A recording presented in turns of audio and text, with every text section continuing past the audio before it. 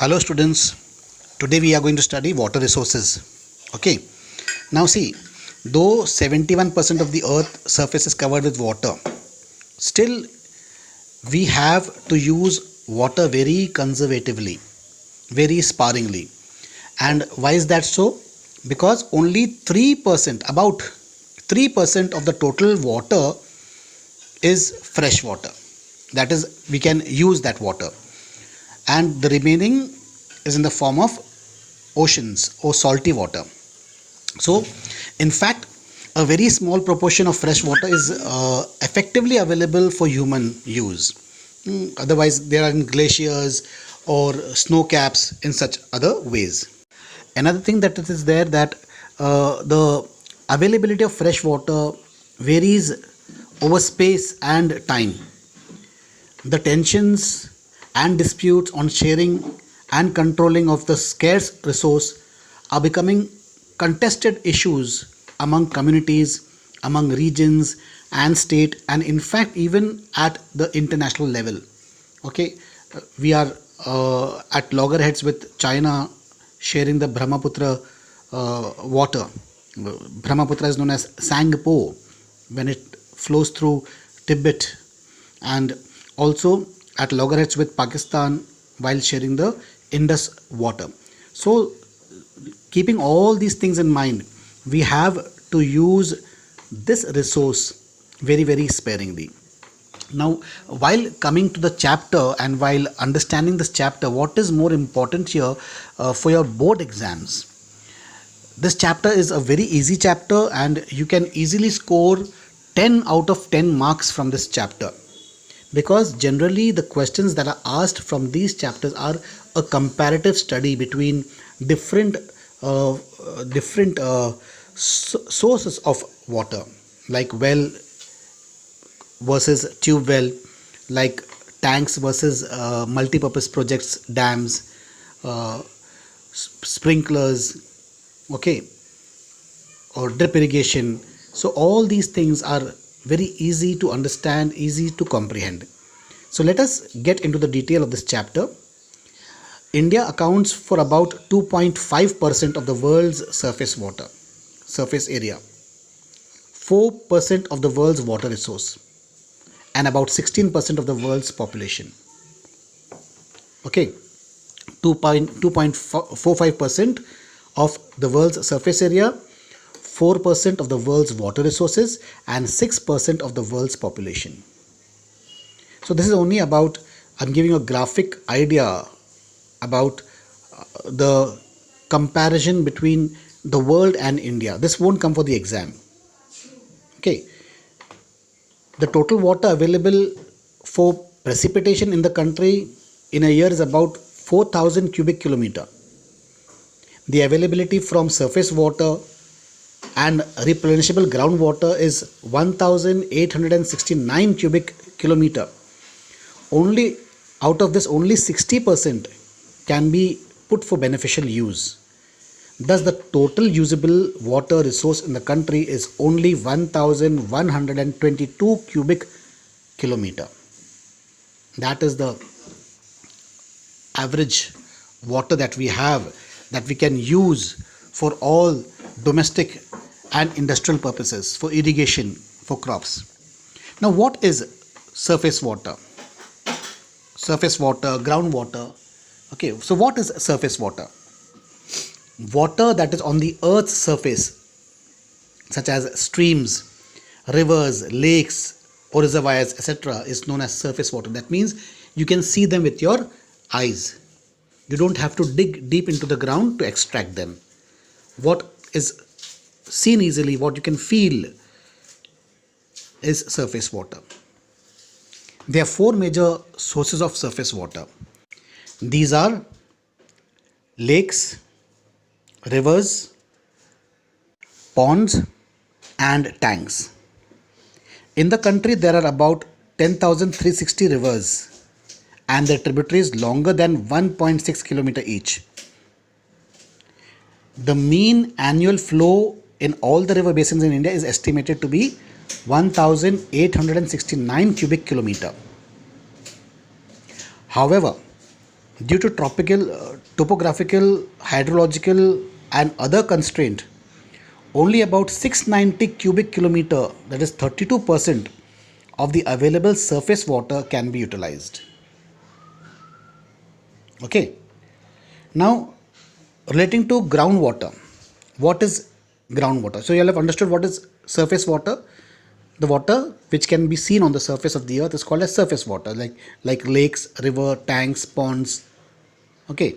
And groundwater, water which is beneath the surface of the earth, which saturates the pores and fractures of sand, gravel, and rock formation.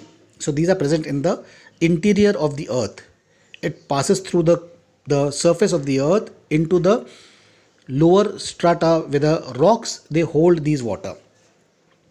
The total replenishable groundwater resource in the country is around 432 cubic kilometer. The Ganga and the Brahmaputra basin have about 46% of the total replenishable groundwater resource. So here, where the river Gangas and the Brahmaputra are flowing, apart from the river, there is more water in the ground that is present. That can be replenished, that can be extracted. The level of groundwater utilization is relatively very high in the river basins lying in the northwestern region and parts of South India.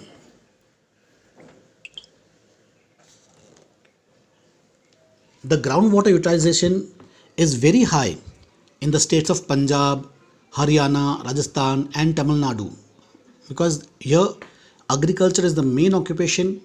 People extract water for irrigation in these states.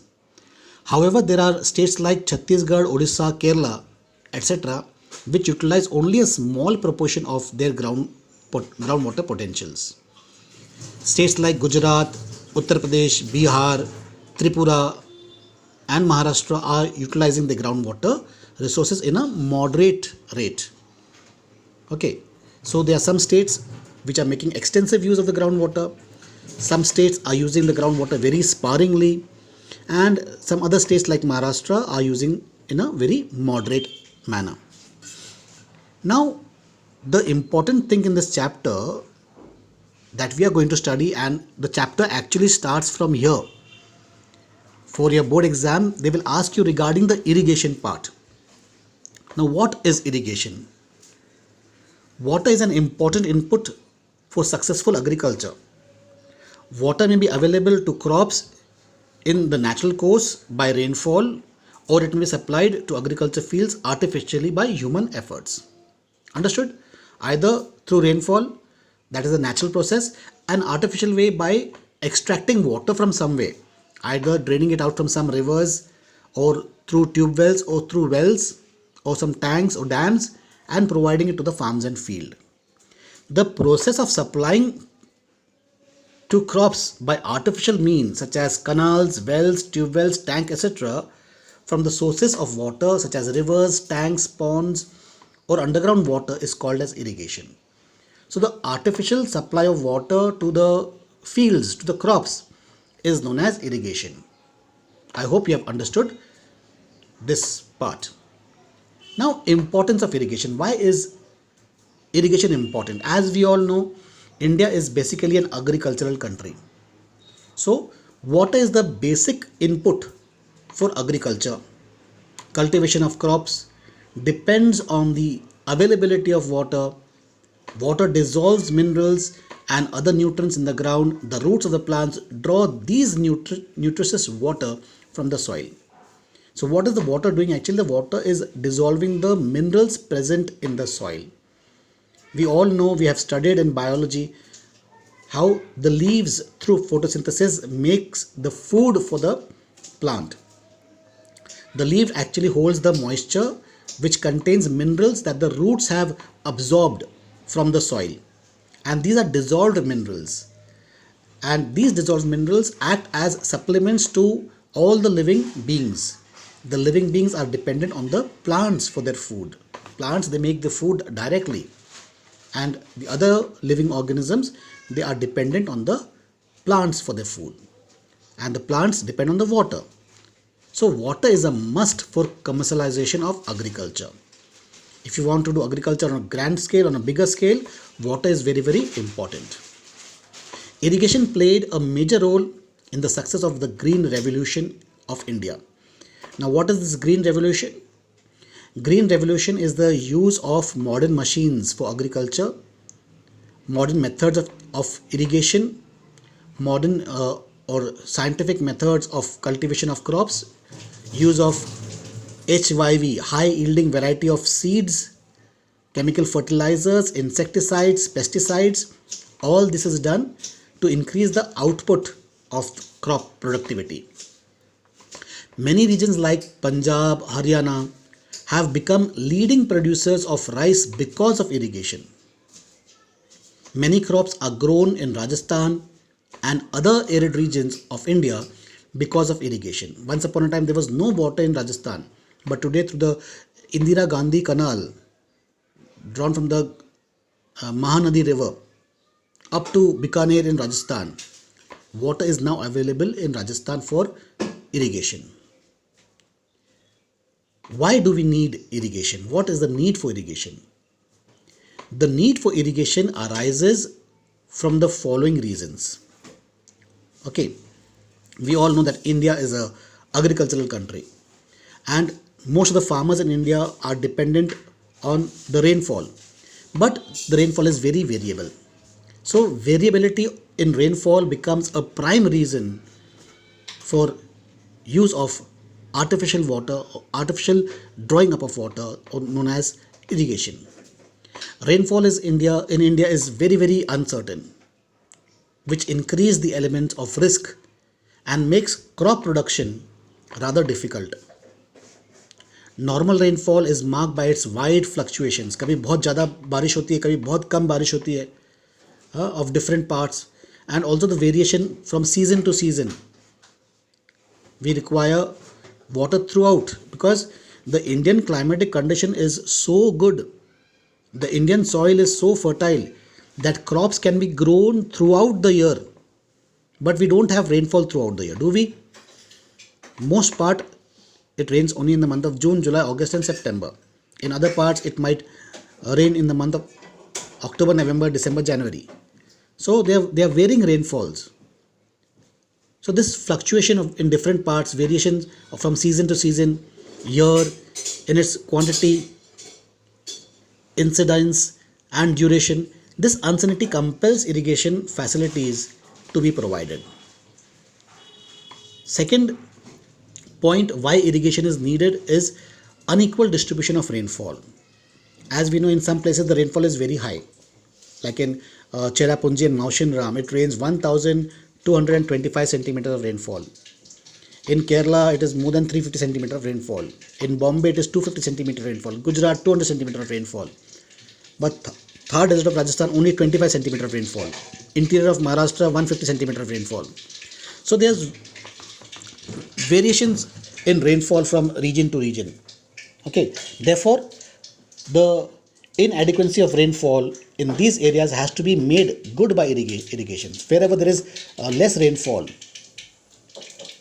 parts of Bihar, parts of Madhya Pradesh, parts of Rajasthan, parts of Maharashtra, Vidarbha, some regions the rainfall is very less. So we can supply water to these regions through irrigation, either drawing out by canals or by wells or tube wells or whatever mode. Then the third main reason for irrigation is to meet the crop requirement and soil needs.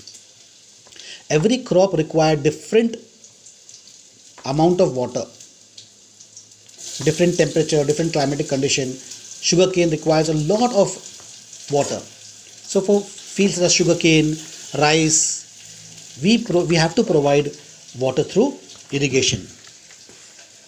Then if you want to maximize the production of crops, if you have to get a high yield and maximum production from land and to facilitate double and triple cropping, irrigation becomes a must. And then to get efficient use of the utilizable flow, there's so much water that is being wasted. The rainwater drains into the sea and becomes salty water, which again becomes useless. So if we can tap this water, if we can control this water, make dams, make bunds, reservoirs, and use this water for various purposes, from drinking to utensils, domestic use, industrial use, and use for irrigation in the field, it will be very, very beneficial. Okay, now, so there is also a wide disparity of water flow from year to year. The characteristic of the central and southern rivers is that about 80 to 90% of the annual runoff takes place during the 4 months of monsoon. Runoff means the surface runoff. The water is falling and running into the drains, into the gutters, into the nalas, and into the sea ultimately.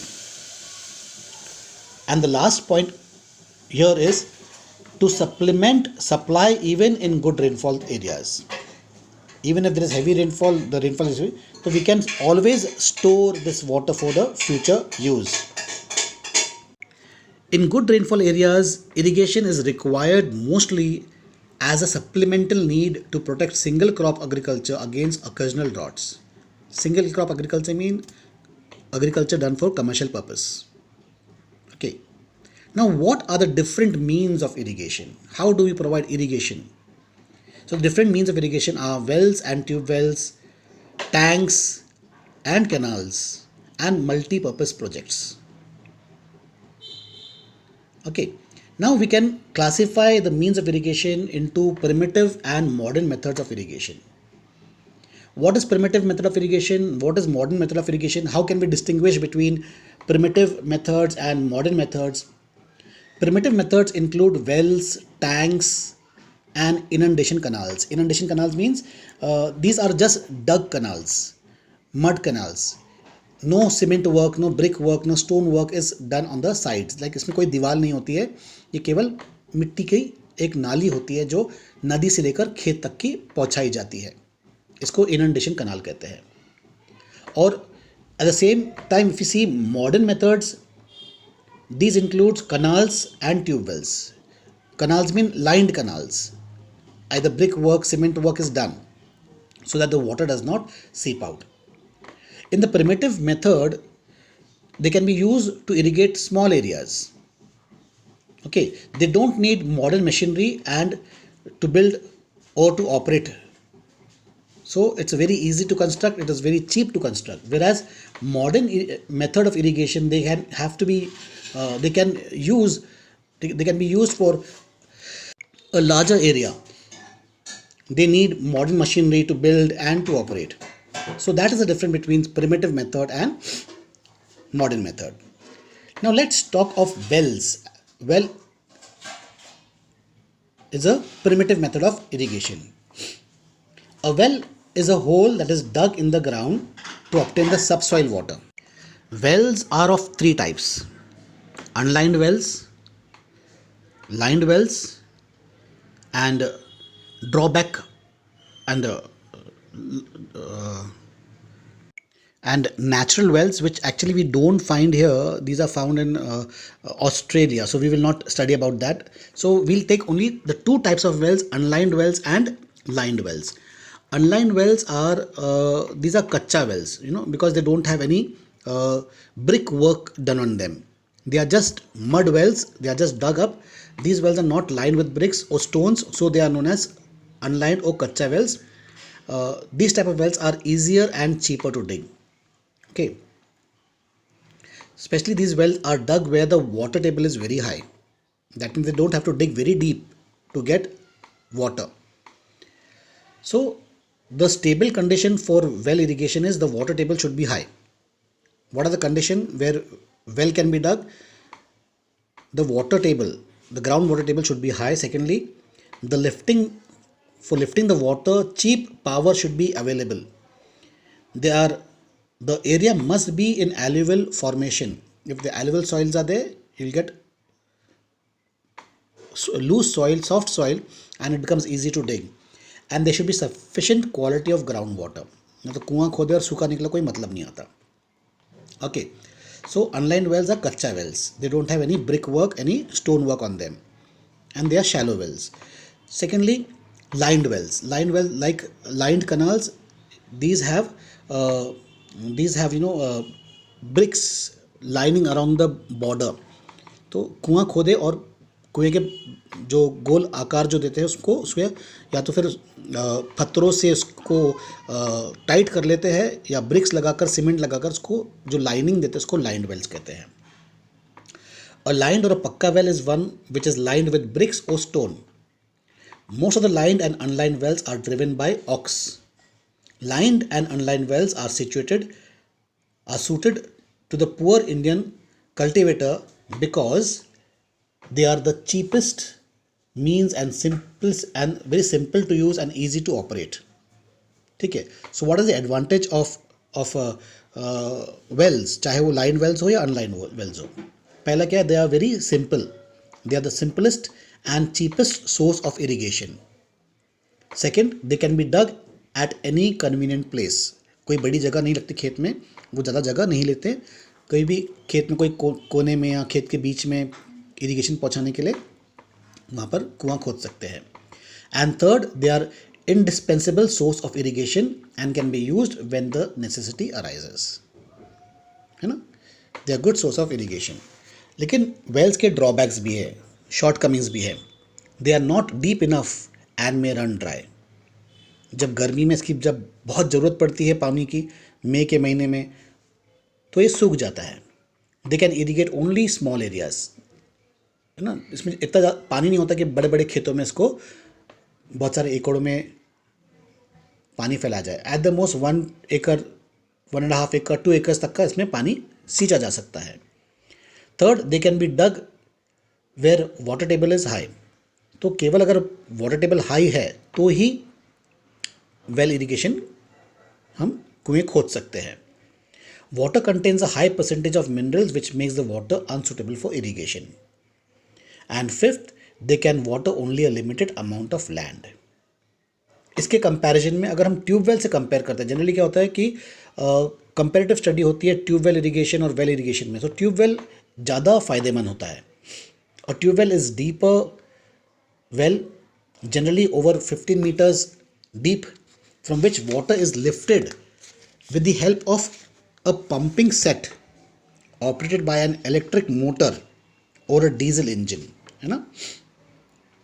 The main factors of tube wells are there should be sufficient quantity of groundwater because a tube well generally irrigates 2 hectares per day as compared to 0.2 hectares per day irrigated by ordinary wells. जहाँ 2 hectares tube well irrigate करता है, वहीं पर ordinary well जो केवल 0.2 hectares यानी 10% कम irrigate करता है. The water level should be nearly 15 meters. If the water table is more than 50 meters डीप, the cost of pumping out water from the tube well becomes uneconomic. तो water table फिर से high होना चाहिए. अगर ज़्यादा गहरा किए नो डाउट मिलेगा, लेकिन उतना पानी ड्रेन करने के लिए उतना इलेक्ट्रिसिटी भी अपने को इस्तेमाल करना पड़ेगा. They should be regular supply of cheap electricity or diesel so that water from the tube well can be taken out at the hour of need. And fourth, the soil in the immediate neighborhood of the tube well should be fertile so that there is a demand for irrigation and the cost involved in the construction and operation of the tube well can be recovered by increased farm production. तो केवल अगर fertile जमीन रही तो ही tube well beneficial रहेगा. So where do we generally find well irrigation? Generally well irrigation is the main source of irrigation in North India. अगर आप पूछते where do you find wells and why, तो well irrigation is more popular in North India because first the water table is high in the Ganga plain. Second, wells are easier to dug due to the soft alluvial soil present there. Third, adequate rainfall consistently replenishes the groundwater. And fourth, cheap hydroelectric power is available in these regions. So these are the advantages of well irrigation found in North India. Now, what are the advantages of tube wells? Tube wells के फ़ायदे क्या है? पहला फ़ायदा तो ये है, they can irrigate larger areas as compared to well irrigation. दूसरा एडवांटेज ये है, they are reliable source of irrigation. इसमें पानी सूखता नहीं है, गर्मी में भी पानी मिल जाएगा. तीसरा एडवांटेज है they can irrigate the field throughout the year. चौथा है they have played a major role in the green revolution, जिससे अपना आमदनी बढ़ी है। और पांचवा एडवांटेज है with the help of tubewell some crops which used more irrigation और rainfall can be grown in low rainfall areas. जहाँ पर ऐसे कुछ क्रॉप होते हैं जिसे बहुत पानी लगता है लेकिन वहाँ बारिश नहीं गिरती है, तो थ्रू इरिगेशन, जैसे राइस हो गया, शुगर केन हो गया, हम इनको पंजाब में भी उगा सकते हैं, क्योंकि पंजाब की मिट्टी अच्छी है, यहाँ पे केवल बारिश की कमी है। तो जो बारिश की कमी है उसको इरिगेशन से हम पूरी कर सकते हैं, ट्यूबवेल इरिगेशन से हम पूरी कर सकते हैं। ये एडवांटेज है ट्यूबवेल इरिगेशन का। ट्यूबवेल इरिगेशन का डिसएडवांटेज क्या है? they need cheap power which is not available in most of the states. इसको रेगुलर इलेक्ट्रिक सप्लाई चाहिए। Second, the cost of ground water extraction is very high as the farmer has to pay for it.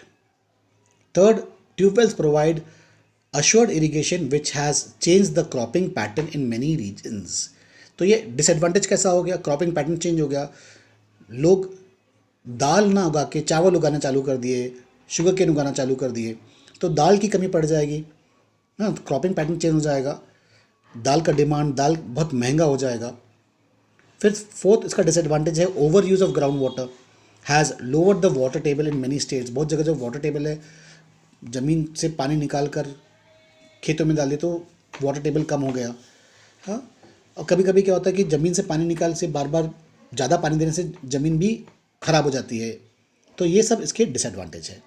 आज हम इतना ही पढ़ेंगे, अगले class में हम canals irrigation से उसके बारे में जानकारी लेंगे।